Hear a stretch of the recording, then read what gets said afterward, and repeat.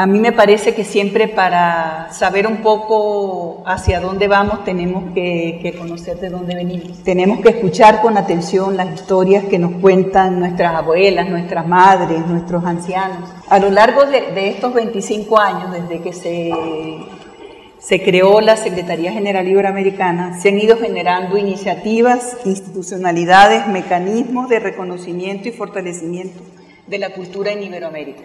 Hoy tenemos la convicción de que casi todos los temas de la cultura, que son en definitiva los temas de la sociedad, brindan enormes posibilidades de desarrollo siempre que se reconozca el valor central de la cultura y se planteen las preocupaciones acerca de las identidades culturales, el rol de las comunidades originarias y afrodescendientes, las lenguas, los derechos culturales y el diálogo intercultural. En todo el mundo se ha reconocido el valor de la cultura y sus contribuciones al desarrollo, a la lucha contra la pobreza, a la seguridad alimentaria, a la salud, la alimentación, la igualdad, en fin, sus contribuciones a la construcción de tejidos sociales más fuertes, más resilientes, más justos, más solidarios, incluido el idioma, las artes, el espectáculo como la danza, el teatro. Este patrimonio es el vehículo de la cultura y de la identidad. ¿Qué significa cultura y desarrollo? Cultura y desarrollo significa trabajar primero con las perspectivas de nuestros socios, de los países, no imponiendo, sino compartiendo. Significa además poner al servicio del desarrollo de las personas, de las localidades, de los municipios, de los pueblos, pero sobre todo, como digo, de las personas, la herramienta de la cultura como un elemento de desarrollo. Uno de los rubros fundamentales que tiene la idea de desarrollo humano es precisamente la manera de vivir. Y la manera de vivir es la cultura. Y la cultura se expresa de una manera material o inmaterial en el patrimonio. El patrimonio es el producto de la cultura, es el elemento que deriva de la cultura. La cultura es una esencialidad en las sociedades. Nosotros somos sociedades, somos individuos y por tanto generamos maneras de entender el mundo, maneras de ordenar el mundo. Eso significa que hay muchos mundos, hay una enorme diversidad y es lo que habitualmente se llaman cosmovisiones, que es la manera en que los grupos y sociedades ordenan el mundo.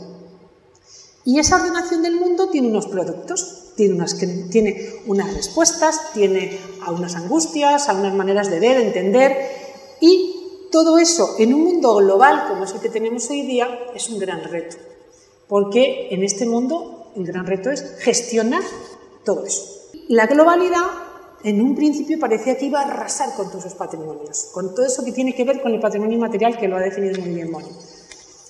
Pero justamente está ocurriendo lo contrario. Frente a esos fenómenos masivos que hoy día se están produciendo de la globalidad, donde todo el mundo está conectado, las redes, en fin, todo, ustedes no se dan cuenta de cómo las sociedades, los grupos se van reafirmando en cuestiones nacionalistas o en cuestiones nacionales. El patrimonio para el desarrollo lo que hace es utilizar los bienes que ha generado una sociedad para recordarle a esa sociedad que es el elemento que los cohesiona. Eso es lo que crea cohesión. El patrimonio es uno de los nexos que puede crear ciudadanía, porque es lo que hace que la gente se relacione, es lo que dirime, es lo más suave para hacer diálogo. Porque desde ahí es donde se hace el diálogo intercultural, es donde debería hacerse el diálogo político. La cultura en el desarrollo es el elemento que permite la cohesión, y eso es mirar a los otros. La apropiación social del patrimonio es uno de los ejes fundamentales del plan que se ha planteado hace 3 años. Pertenece a la serie de programas transversales que SEGIP, a través del espacio cultural, ha tenido la necesidad de implementar. Quizás muchos de nosotros, cuando pensamos en la palabra patrimonio, ¿qué pensamos? Probablemente pensemos, o se nos viene a la mente, probablemente la materialidad de este patrimonio. Es decir, pensamos en monumentos, en edificios, en toda esta parte material. Durante muchos años hemos apreciado, hemos conservado, hemos restaurado, hemos compartido, nos ha servido como un ámbito de educación, y en los actuales momentos el término de patrimonio, el concepto y la aproximación al patrimonio ha variado mucho. En ese sentido tenemos aproximaciones muy distintas. Lo que viene a a cumplir este Plan Iberoamericano de Patrimonio tiene que ver con varios ejes que hemos sentido que probablemente hace falta trabajar coordinadamente desde un espacio muy importante, que es el espacio de la cooperación iberoamericana. Más allá de los objetos, que sí son muy valiosos y nos han dado, nos producen, y podemos rescatar toda la parte histórica a través de estos objetos, pues también hay procesos que muchas veces no tenemos como tan a la mano el conocimiento y que necesitamos precisamente divulgar y difundir y sobre todo preservar. En el argot del patrimonio se llama salvaguardar el patrimonio, es decir, aquello que no podemos hacerle una conservación quizás física al objeto material, pero que si no lo protegemos y no lo salvaguardamos, también está en riesgo de perderse. Ese es un poco el eje 2 de este plan de patrimonio y que uno de los aspectos fundamentales de este eje como medular que cruza el plan es la apropiación social. Es decir, ¿qué es la apropiación social del patrimonio? Es aquello que nos da, además de identidad, nos da ciudadanía. Es algo que acaba de mencionar Araceli, que creo que es muy importante porque eso nos da sentido de pertenencia. ¿A dónde pertenecemos? ¿Cómo pertenecemos? ¿Con quiénes construimos el conocimiento? ¿Con quiénes construimos la educación? ¿Con quiénes construimos el día a día? Esos son los usos del patrimonio, aquello que nos da pertenencia. Cuando hablamos del patrimonio en la era digital, es uno de los retos más difíciles para poder abordar. Creo que en esto nadie estábamos preparados. Creo que de repente despertamos y la era digital llegó para permanecer, para transformar, para convertir todo en una velocidad que no hay necesariamente el tiempo o no nos damos el tiempo para poder reflexionar lo que está significando la irrupción de la era digital en esta vida diaria, en esta cotidianidad, en esta capacidad que tenemos de registrar cómo se ha construido la humanidad y cómo se han construido nuestras sociedades. Que no podemos ser tan irresponsables en nuestra vida diaria, en esta cotidianidad y en este día a día que tenemos, de estar tan expuestos como estamos a tanta información y que ninguno de nosotros somos capaces, de procesar toda la información a la que estamos accediendo. A todos esos contenidos, sean patrimoniales o sean susceptibles de ser futuros patrimonios, no estamos teniendo la capacidad como individuos de diferenciar qué es verdad o qué es virtual. Si algo nos diferencia y nos caracteriza del mundo, es esa narrativa que tenemos por el sincretismo cultural, por cómo nos hemos construido, y que tenemos piezas maravillosas en audiovisual que se pueden mostrar y que se están mostrando y que queda un claro registro de lo que somos. Porque sí, debo de decir, no somos ni mejores ni peores, pero somos particulares, somos únicos. Porque somos una comunidad que habla en diversidad lingüística, que tenemos idiomas mayoritarios, pero que tenemos esa posibilidad de comunicarnos, no importa si yo soy de México o hayas nacido en Venezuela o seas también nacido en Venezuela, o sea, no importa de dónde seamos, tenemos esa enorme capacidad de entendernos básicamente a través de estos idiomas vehiculares mayoritarios. Nos entendemos y nos reivindicamos desde la diversidad a la que claramente hacía referencia Araceli. ¿Por qué? Porque nos entendemos en diversidad cultural frente a la hegemonía cultural.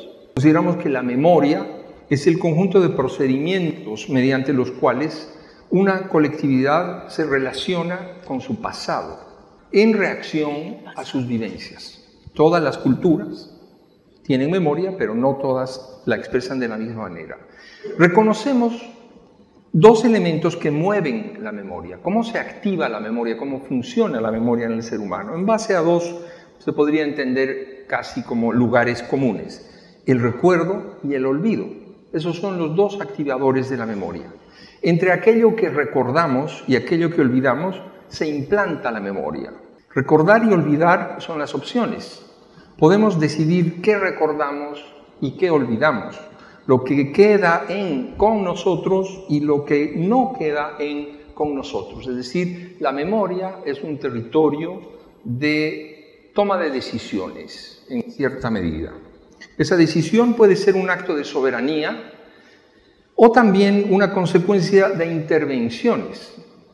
¿Por qué olvidamos lo que olvidamos y por qué recordamos lo que recordamos? Y estas preguntas hacen tanto al ser individual como al grupo familiar, como a las colectividades sociales, como a la civilización planetaria. Definimos la herencia como un proceso de transmisión intergeneracional de valores, bienes o principios. Sin embargo, la herencia es posible solamente si concurren a ella dos voluntades explícitas y soberanas, la de quien entrega y la de quien recibe. La herencia es entonces la expresión de acuerdos, es decir, la herencia es un proceso de concurrencias. Si no hay la voluntad de quien lega y la voluntad de quien recibe, el proceso hereditario no se produce, no se consolida, no se efectúa.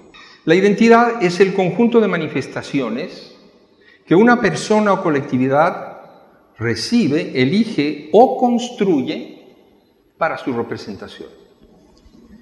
Es decir, que en el marco de la identidad tenemos los factores que se heredan, por cierto, biológicos, culturales, materiales, que pueden llegar a formar parte de una construcción identitaria.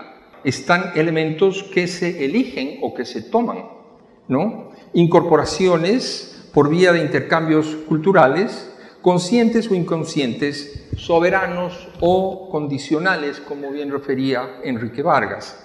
Pero también están en la construcción de la identidad los aspectos que se construyen.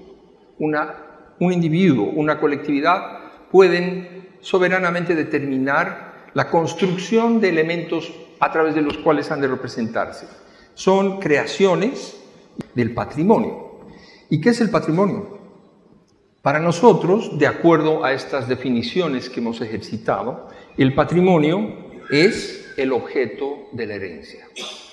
Es decir, es aquel valor, bien o principio que por determinación de quien entrega y de quien recibe, se constituye en la evidencia de ese proceso. El patrimonio implica aceptación, reconocimiento, identificación y compromiso de dos orillas generacionales alrededor de un mismo factor. Sin esas voluntades no hay patrimonio.